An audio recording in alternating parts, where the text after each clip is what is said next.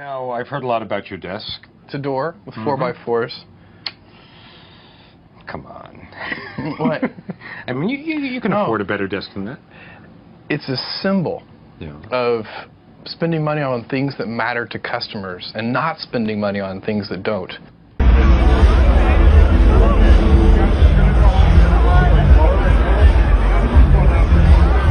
Number. Okay. Do plus. Can you do this? Do a number. Yes. Give it to her. Push equals. Equal. So we did a bunch of I don't know. Yes. Wait, but that's 6 digits. Yeah, 6. We need 5 digits. We You want me to needed 5. divide by something? Well, what is it, 4? It's 492, so if you divide by 8, for example. Oh, wait, you know what? No, but forget the 0. Maybe the 8. Can I see the first card? What's the first one? Here we go. Oh, good. Yeah. So it's a 4. Could you hold that, Jeff? Just good. So could you hold the next one? Oh, good. It's a 9. Great. Let me see. Yeah, good. And what's the next one? Oh, yeah, good. A 2. Hold on. Let me see. Let me see this Next, one. 5. And then probably I'm off by. Oh, yeah. No, it was 1.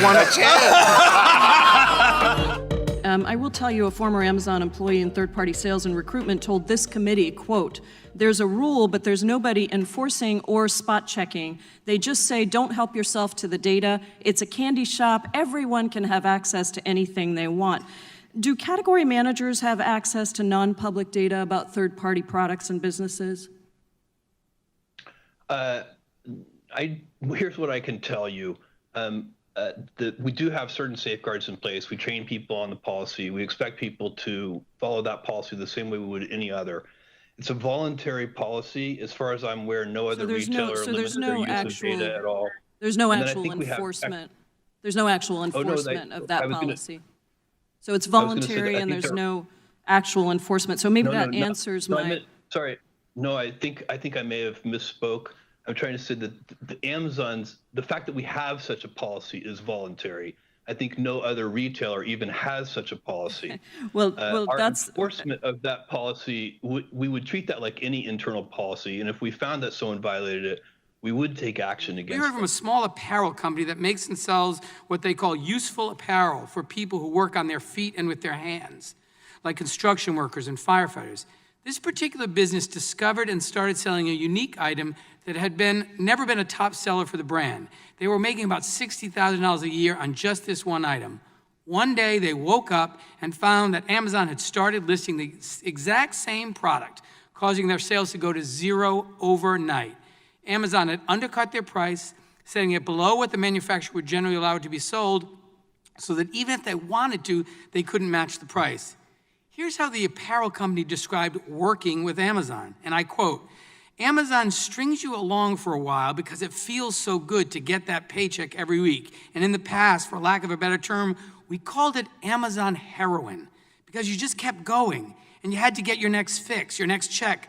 But at the end of the day, you find out that this person who was seemingly benefiting you, making you feel good, was just ultimately going to be your downfall," end quote. So Mr. Bezos, this is one of your partners. Why on earth would they compare your company to a drug dealer? Sir, I have great respect for you in this committee, but I completely disagree with that characterization. What we have done is create in the store a place. If you go back in time, we sold only our own inventory. It was a very controversial decision inside the company to invite third-party sellers to come into what is really our most valuable retail real estate, our product detail pages. We did that because we were convinced that it would be better for the consumer. It would be better for the Mr. customer Bezos, to have all of that selection. And I think we were right, and I think it's worked out well. We're claiming my time. Amazon site, even though Amazon makes money when a counterfeit good is sold on its site. More than half of Amazon's sales come from third-party seller accounts. Why isn't Amazon more aggressive in ensuring that counterfeit goods are not sold on its platform? And why isn't Amazon responsible for keeping all counterfeit products off of its platform? Thank you. This is an incredibly important issue and one that we work very hard on. Counterfeits are a scourge. They are a problem that is not, it does not help us earn trust with customers. It's bad for customers. It's bad for honest third-party sellers. We do a lot to prevent counterfeiting. We have a team of more than 1,000 people that does this. We invest hundreds of millions of dollars in systems that do this. We have something called Project Zero, which helps brands serialize individual products, which really helps with counterfeiting. Well, we have. Amazon.com looked tiny, by the way.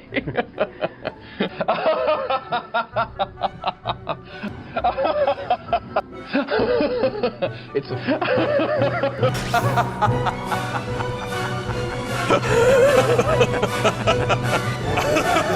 That's really good. That's supposed to be a bad pun. And then disclosure. You and I just wanted to poke you on this. Every time I go to Amazon, so one of the coolest things, Walt didn't ask you about this, one of the coolest things about Kindle is when it arrives, it knows who you are. Right. And it knows what you're buying. But when I go to Amazon now, it keeps promoting the Kindle to me, and I already own one, and you guys know that. But you've only bought one. So. Well done! First time, You know what the impression I had that I never expected to have is you're shooting up. Oh my God! Give me a champagne bottle. Come here. I want one. I want to hear this. Here. You want a little of this? Okay.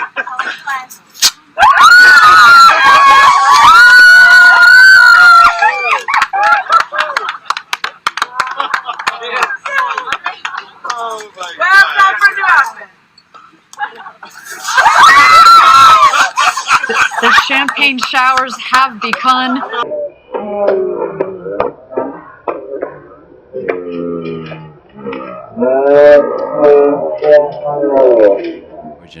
And he was very positive about you as a person and very supportive of all the efforts you've been leading at Blue. What's your thoughts? You worked with a lot of leaders at Amazon, at Blue. What's your thoughts about Elon as a human being and a leader? Well, I don't really know Elon very well. I know his public persona, but I also know you can't know anyone by their public persona. It's impossible. I mean, you may think you do, but I guarantee you don't. So I don't really know. You know Elon way better than I do, Lex. But in terms of his judging by the results, he must be a very capable leader. There's no way you could have, Tesla and SpaceX without being a capable leader. It's impossible.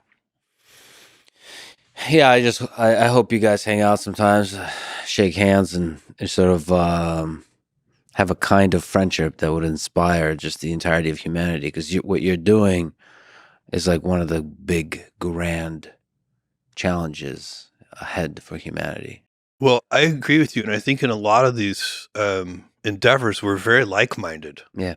So I think I'm not saying we're identical, but I think we're very like-minded, and so I love that idea. What you see behind me is the world's first fully reusable rocket. You've seen rockets lift off, but you've never seen one land before.